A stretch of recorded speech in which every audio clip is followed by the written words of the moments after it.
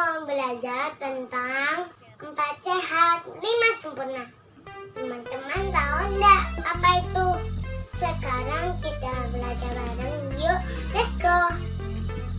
Makanan 4 sehat, 5 sempurna itu terdiri dari gabrot hitam, terdiri dari nasi,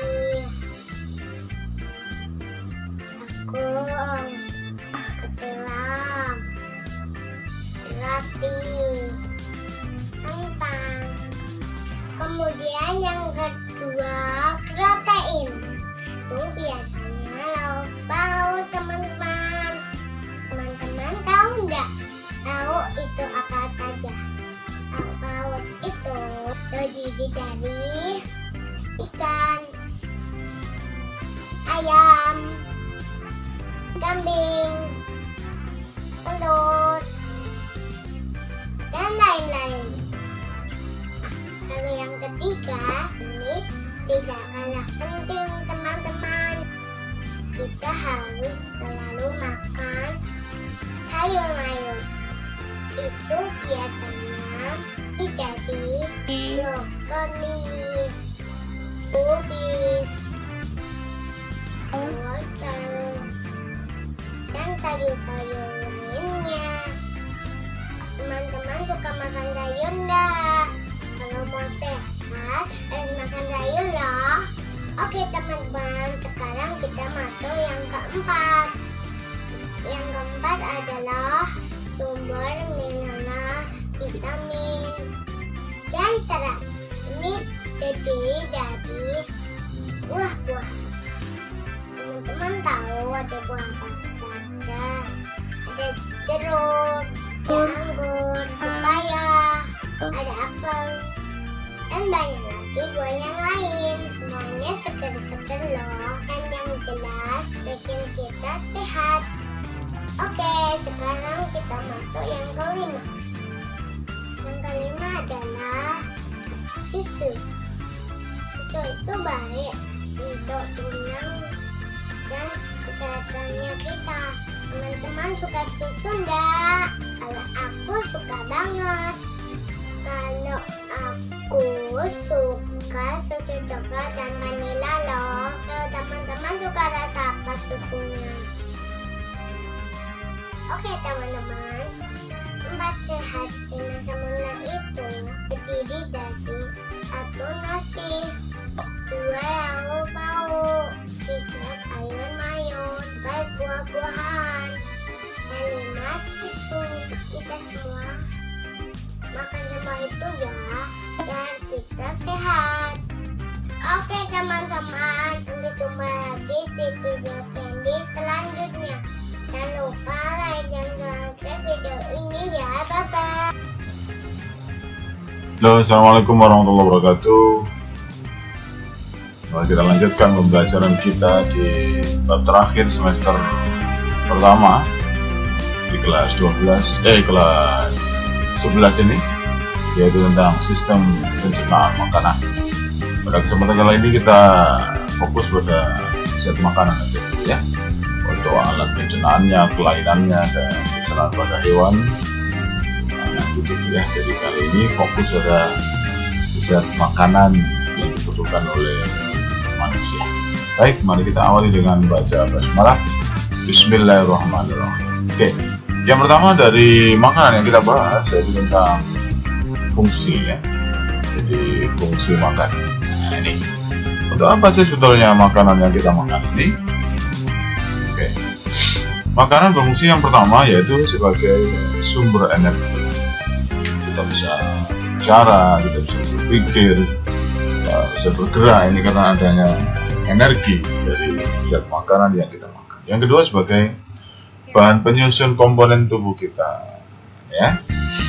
Jadi dulu kitanya kecil ya, lama-lama besar karena ada penyusun dari makanan yang kita makan ini dibangun menjadi rupa kita. Jadinya beda-beda tapi ya. Nah, ini jadi juga mengganti sel-sel yang rusak gitu ya. Misalnya kita terluka atau apa, diperbaiki kembali. Kemudian berikutnya yaitu sebagai pelindung terhadap lingkungan yang buruk. Jadi kita ini selalu diancam oleh cuaca yang terlalu panas, cuaca yang terlalu dingin, atau mungkin keadaan-keadaan yang lain. Jadi zat makanan ini juga berfungsi untuk melindungi. Misalnya ada serangan-serangan penyakit, dengan makanan ini bisa meningkatkan kekebalan tubuh, ya. Oke, berikutnya yaitu tentang zat-zat makanan apa saja yang diperlukan oleh tubuh kita. Sampai saya paham ya.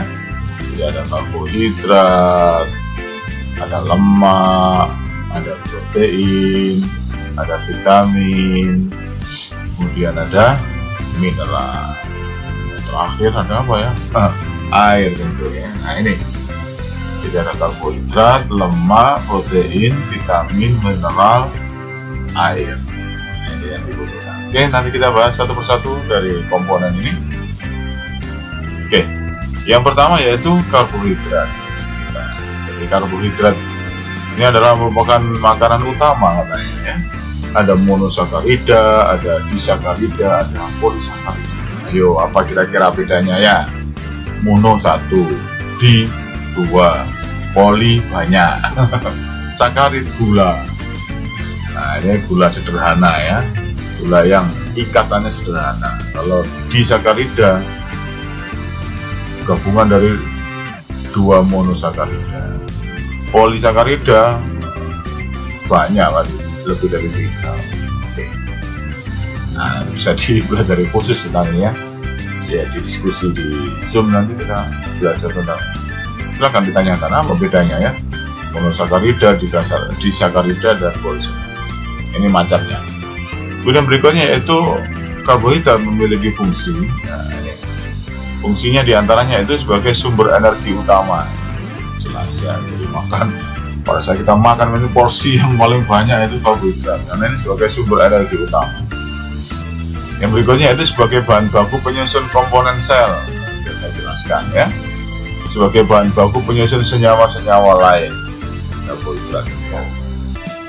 Kemudian berikutnya yaitu dalam bentuk serat kasar bisa melancarkan pencernaan organ. Selulus atau serat-serat yang kita makan, misalnya kita lagi makan buah atau sayur, kan ada serat-seratnya, itu bisa membantu melancarkan pencernaan makanan. Seolah-olah seperti apa? Sapu, gitu. Menyapu saluran pencernaan ya. Nih adalah karbohidrat, tentang karbohidrat. Nah, selain fungsi, ya kita belajar dari sumbernya. Sumbernya dari mana aja sih karbohidrat ini? Untuk orang Indonesia, ini beras ya atau nasi ini yang paling. Katanya di Madura jagung, di mana lagi Maluku sagu. Kemudian ada kentang, ada ubi jalar, ada singkong, dan mungkin banyak lagi yang lainnya ya. Sering disebut dengan serealia, dan yubia. Ya. Ini adalah sumber dari karbohidrat. Dianggap sebagai makanan pokok istilahnya ya. Sering dinamai dengan makanan pokok. Seperti Pak Koko sendiri nih ya, walaupun sudah makan makanan misalnya roti habis banyak, tapi kalau belum makan nasi, belum makan rasanya. Ini saking pokoknya ini ya. Sumber istilahnya makanan pokok. Kalau belum makan nasi berarti belum makan. Dan berikutnya yang kedua yaitu tentang lemak. Nah ini macam-macamnya, ada trigliserida, ada fosfolipid, ada lipoprotein, ada steroid. Apa ini beda-bedanya? Steroid kan nggak salah ini yang kolesterol ya sebenarnya. Ada lipoprotein gabungan antara lemak dan protein. Fosfolipid juga gabungan antara fosfat dan lemak. Trigliserida ini kalau nggak salah adalah lemak-lemak yang digunakan sebagai cadangan makan baik pada tumbuhan maupun pada hewan. Dan silahkan nanti dibaca lebih mendalam ya, kita diskusikan rame-rame nanti ya apa bedanya. Ini macamnya lemak ya. Yang berikutnya, lemak ini sama dengan yang tadi memiliki fungsi. Ya. Fungsi yang pertama sebagai cadangan energi. Gimana cadangannya? Ya berupa lemak disimpan di dalam tubuh kita ya, cadangan. Nanti artinya jika energi utama dari karbohidrat tadi kekurangan, maka diambilkan dari lemak ya. Kemudian lapisan lemak pada kulit melindungi tubuh dari hawa dingin. Jadi seolah-olah di bawah kulit atau sekutan itu kan ada jaringan lemak kan. Dulu mereka kita belajar tentang jaringan ikat, nah ini kan namanya jaringan ikat adiposa gitu ya, atau lemak. Jadi seolah-olah seperti jaket yang melindungi tubuh kita dari hawa dingin. Oleh karena itu konon kabarnya orang-orang yang gemuk biasanya lebih tahan terhadap hawa dingin ya, karena lemaknya banyak. Jadi panas yang ada dalam tubuh tidak bisa keluar, jadi bisa tetap hangat. Kemudian sebagai komponen penyusun membran sel, nah, hari kita sudah belajar tentang sel, organel sel, bagian sel, namanya membran sel. Ada fosfolipid bilayer, nah itu ada fosfolipid tadi ya. Kemudian melindungi organ-organ yang vital. Jadi organ-organ yang vital itu ada apa ya mas, semacam lemaknya atau pelumasnya ya, ada pelindungnya, mohon maaf ya, di luar sehingga terkesan licin atau apa ya, ada minyaknya ya, dilindungi oleh organ-organ kita, apa dilindungi oleh lemak. Berikutnya sebagai pelarut vitamin A, vitamin D dan E serta K. Sering disebut sebagai vitamin AD, ADEK atau AD ya. Nih, berikutnya yaitu sumbernya sama nanti polanya ya. Sumbernya ada lemak nabati, ada lemak hewani, sahabat sudah sangat paham sekali. Ya, nabati dari tumbuhan, hewani dari hewan. Kemudian untuk lemak nabati umumnya merupakan lemak tak jenuh. Sementara pada hewan disebut dengan lemak jenuh. Ayo, apalagi ini bedanya ya? Ada lemak jenuh dan tidak jenuh. Nah, dicari lagi nanti ya. Ini, contohnya kelapa. Selain kelapa ya, contohnya alpukat juga ada ya, kacang, kemiri, pokoknya menghasilkan minyak-minyak itu. Zaitun, minyak zaitun. Kemudian ada lemak jenuh. Ini ada keju. Oh iya, jadi susu ini juga ya. Lemak dari hewan, susu, keju, atau mungkin daging yang berlemak juga mengandung lemak. Oke, berikutnya karbohidrat, lemak, protein tadi ya. Oke, protein tersusun atas asam amino. Asam amino ini adalah apa ya? Jika protein dipecah-pecah menjadi bagian yang paling sederhana, ini asam amino. Tersusun dari asam-asam amino. Dan ini kalau kita belajar tentang apa dulu ya, sintesis protein, nah itu juga melibatkan asam amino ini. Jadi protein-protein yang kita makan nanti bakal dipecah-pecah menjadi molekul yang lebih kecil, yaitu asam amino, baru bisa diserap oleh tubuh. Nah ini, adapun fungsinya sebagai biokatalisator, yaitu enzim. Ini disebut dengan protein struktural, protein fungsional. Nanti dia punya fungsi tertentu, yaitu menyusun enzim sebagai biokatalisator. Nah, tubuh kita ini kan terdiri dari sel, dan kita masih ingat bahwa sel itu tersusun dari bahan-bahan kimia, ya. Maka ini ada reaksi-reaksi kimia yang dibantu oleh enzim. Sebagai molekul pengangkut, misalnya hemoglobin itu ternyata juga dari protein ya, pengangkut oksigen itu ya. Kemudian sebagai penyusun komponen sel, nah, protein ya, ada lipoprotein misalnya ya. Kalau lihat pada saat belajar tentang membran sel, sebagai alat pertahanan tubuh, nah, yaitu membentuk antibodi. Kemudian berikutnya sebagai alat pengatur fungsi fisiologi, misalnya hormon. Ini juga terbuat dari protein, gitu ya. Oke, sebagai cadangan nutrisi, misalnya kasein, yaitu protein pada susu ya. Oke, jadi singkat kata, protein ini ada dua macam nanti ya. Jadi ada yang punya fungsi tertentu, maka disebut dengan protein fungsional. Ada yang sebagai zat pembangun, nah, seperti tadi disebutkan sebagai penyusun dari sel, maka dia disebut sebagai protein struktural. Kemudian sumbernya apa saja protein ini, nah, ya. Nah, sumbernya dari tumbuhan dan dari hewan, sama seperti lemak tadi ya. Nah, ini kemudian contoh-contohnya.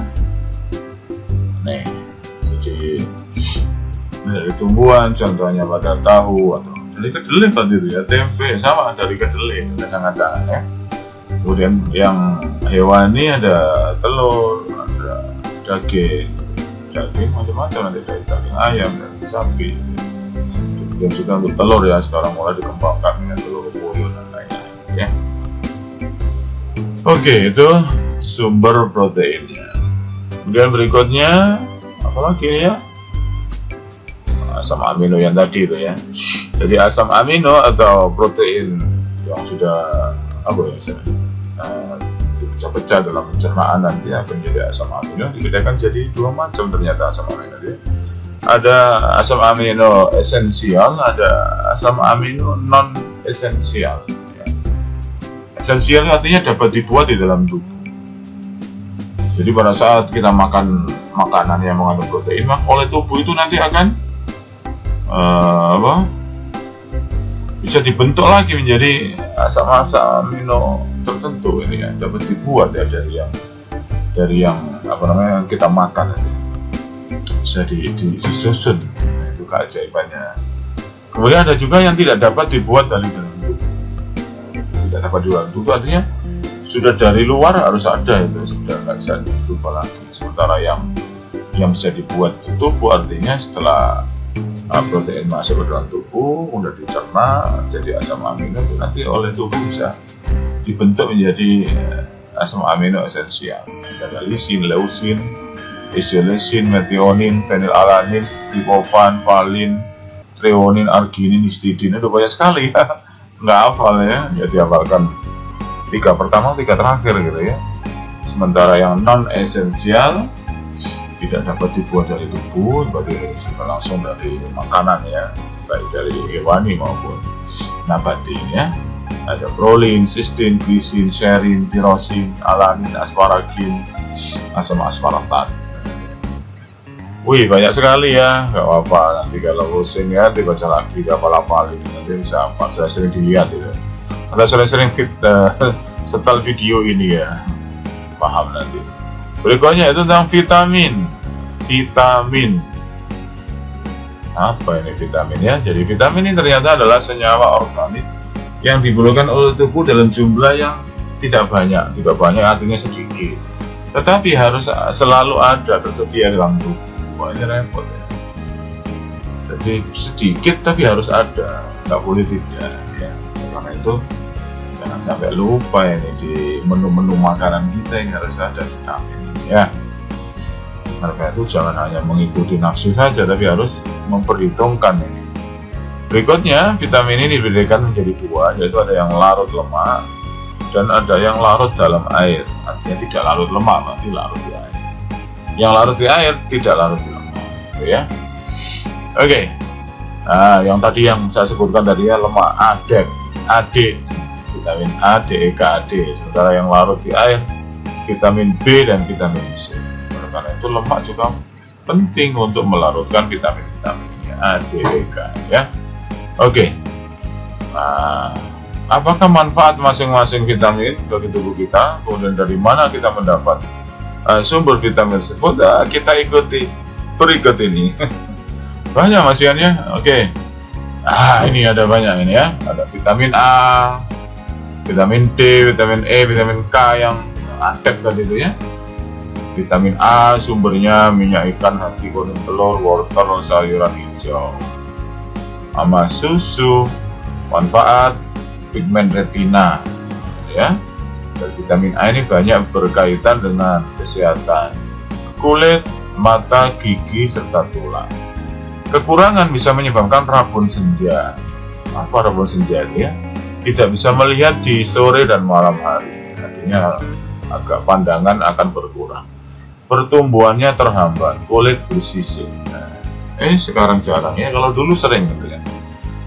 Berikutnya vitamin D, hati, telur, susu, mentega, margarin, minyak ikan, ya, dibuat oleh kulit dengan bantuan sinar matahari ya. Jadi biasanya dedek yang masih kecil jemur ya, katanya untuk membentuk provitamin D menjadi vitamin D. Penyerapan manfaatnya untuk membantu menyerap kalsium. Nah, ini sangat penting untuk pertumbuhan gigi dan tulang ya. Nah, nih, jadi jika kekurangan ya jelas tentang tulang bisa terjadi namanya penyakit rakitis pada anak-anak ya. Biasanya kalau kekurangan. Jadi mudah-mudahan kita nggak sama kekurangan ya. Nah, udah berikutnya vitamin E. Sumbernya yaitu pada hati, telur, biji-bijian ikan, kecambah, sayuran hijau. Vitamin E. Antioksidan bagi asam lemak, tak jenuh, dan vitamin A. Kemudian anti sterilitas. Apa ini berarti? Oh, anti kemandulan. Ini orang-orang yang kepingin subur ini banyak vitamin E. Mana anak masih kecambah pak, kecambah.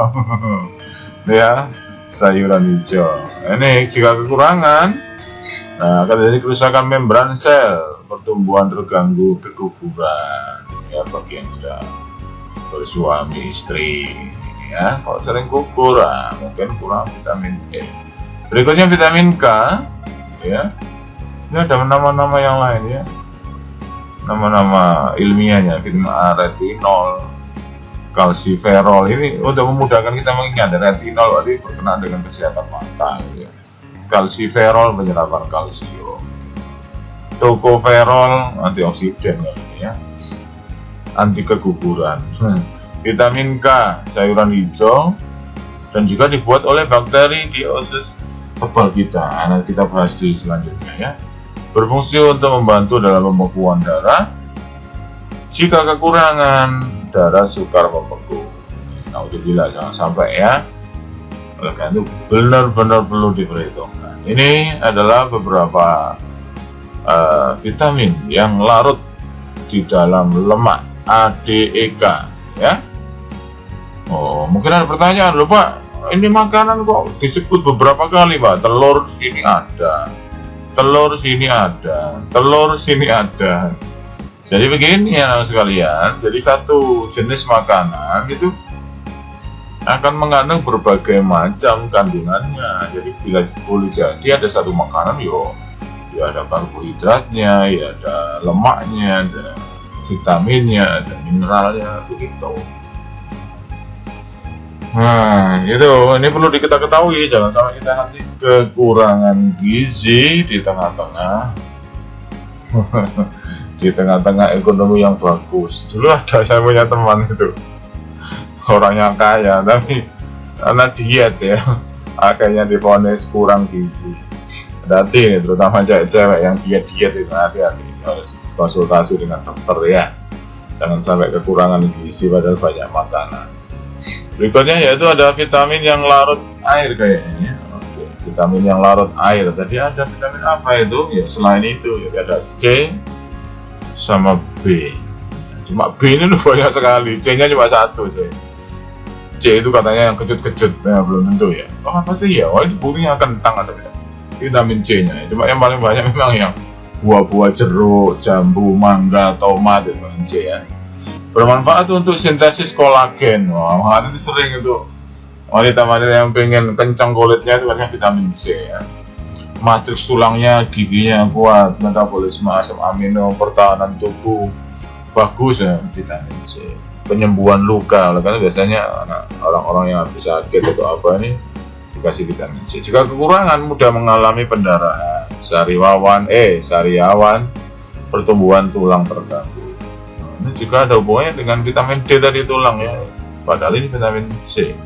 Kemudian B-nya ini ada B1, B2, B3, B6, asam pantonetat, ada asam folat, ada biotin, vitamin B12. Ini kadang-kadang disebut semuanya B kompleks ya. Ini pada hati, biji-bijian, daging, sayuran hijau. Ini vitamin-vitamin D ya. Silakan dibaca ini ya. Vitamin B ya. Nih. Disebut lagi ini hati, bijian, hati telur, hati ikan, daging ya. Oke, ini adalah vitamin-vitamin yang dibutuhkan oleh tubuh kita. Nah, berikutnya selain vitamin yaitu namanya mineral. Apa mineral itu ya? Jadi mineral itu suatu zat kimia yang berasal dari batuan, katanya dulu gitu ya. Tapi tidak harus dari batuan ini ya. Ada mineral yang dari tanaman, ya, dari hewan juga ada. Ini adalah beberapa mineral yang dibutuhkan oleh tubuh. Ada kalsium, sumbernya dari yogurt, keju, sayuran hijau, susu termasuk ya. Untuk pembentukan gigi, pembekuan darah, membantu kerja otot dan syaraf. Termasuk tulang ini ya. Ada fosfor, ada daging, kacang-kacangan, ikan. Komponen pembentukan ATP, jadi ada energi ya, dalam bentuk adenosin trifosfat. Asam nukleat, kalsium fosfat pada tulang. Sulfur pada daging, ikan, kacang-kacangan sebagai komponen berbagai protein. Sulfur. Berikutnya kalium. Hampir semua makanan sumbernya ada kaliumnya ya. Cuma yang sering dibahas kalium itu ya, di pisang ya, mengandung kalium yang cukup tinggi. Menjaga tekanan osmotic sel, kontraksi otot, kerja sel saraf. Nanti kita bahas pada saat sistem saraf, nanti kita tahu bahwa ion-ion kalium ini sangat penting dalam penghantaran sinyal-sinyal atau impuls. Kemudian berikutnya natrium juga sama ya. Natrium atau ion natrium yang terutama pada garam, Indonesia terutama doyan garam ya. Menjaga keseimbangan tekanan osmotic sel, kerja sel saraf, kontraksi otot.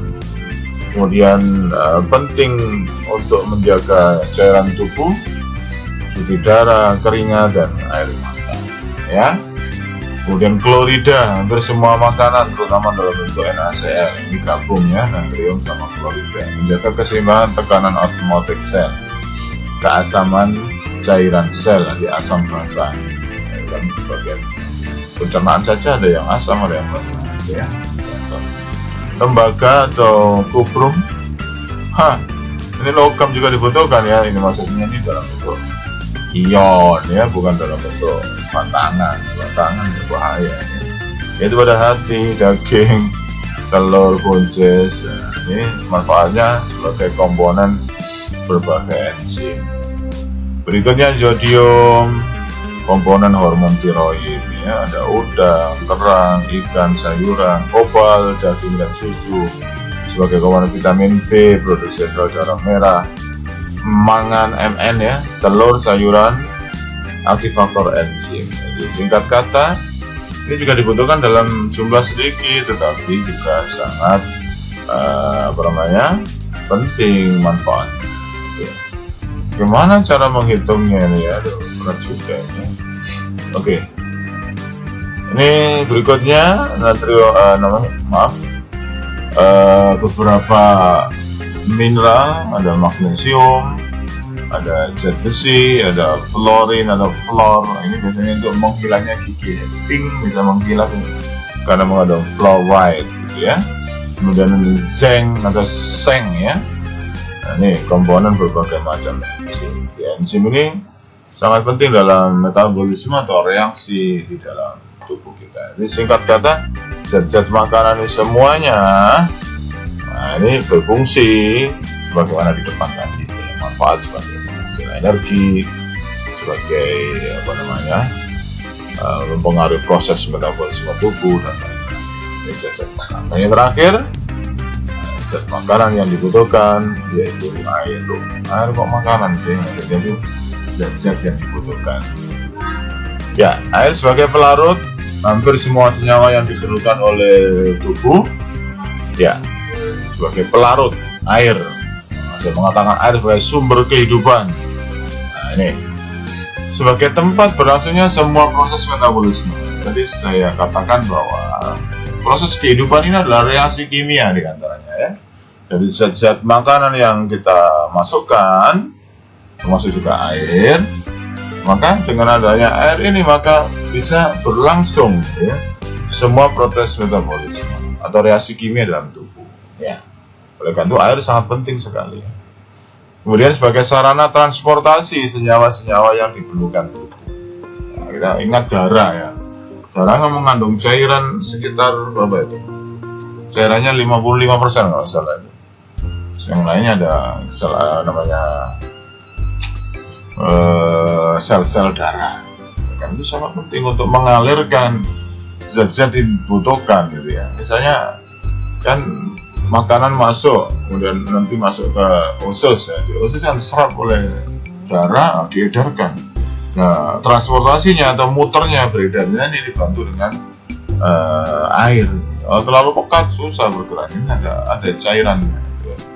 Oke, ini sebagai sarana hemostatis suhu tubuh, mirip dengan mobil ya, ada air radiator gitu ya. Jadi ini seperti ini, lagi panas keluar nih apa namanya keringat ini. Kok bisa demikian ya? Kenapa pada saat panas ini air yang keluar dari pori-pori tubuh kita ya? Kemudian apa fungsinya? Kok keringat yang keluar ini ya? Kita nanti bisa diskusikan. Nih, ini adalah beberapa zat-zat makanan yang dibutuhkan tubuh. Nah, ini yang terakhir yaitu tentang perbandingan air yang masuk dan air yang keluar. Dari air masuk ke dalam tubuh itu melalui makanan dan minuman, gitu ya. Jadi makanan yang kita makan itu juga mengandung air. Kalau enggak kan kering, seret nanti ya. Ada airnya. Nasi walaupun kering, nasi kering karak mana nggak bisa dimakan.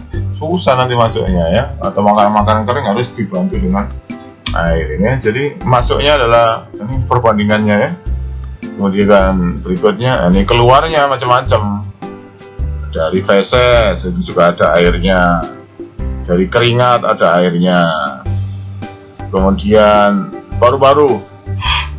Ini pada saat kita bernafas ini ada airnya. Kemudian keluar melalui kulit. Nah, jadi yang barusan saya katakan ya. Oke. Terakhir melalui apa lagi ya? Urin. Wah, ya, ternyata paling banyak ini ya.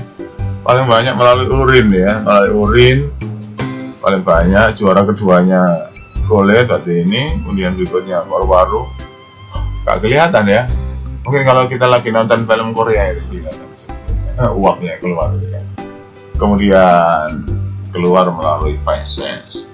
Tinja itu walaupun padatan tapi juga mengandung air. Oke, itu tadi beberapa makanan ya yang dibutuhkan oleh tubuh kita tadi ya. Jadi mulai karbohidrat, protein, lemak, vitamin, mineral, dan air. Ada 6 macam ini ya. Oke, dan alhamdulillah ini semua sudah disiapkan ya. Sudah dipersiapkan oleh Allah ya di muka bumi ini ya. Kita tinggal berupaya ya. Kita berupaya dari tanah yang kita tinggali ini mengeluarkan semuanya, semua yang dibutuhkan gitu ya. Ya, dari tanah, dari karbohidratnya, dari binatang-binatang ternak gitu ya.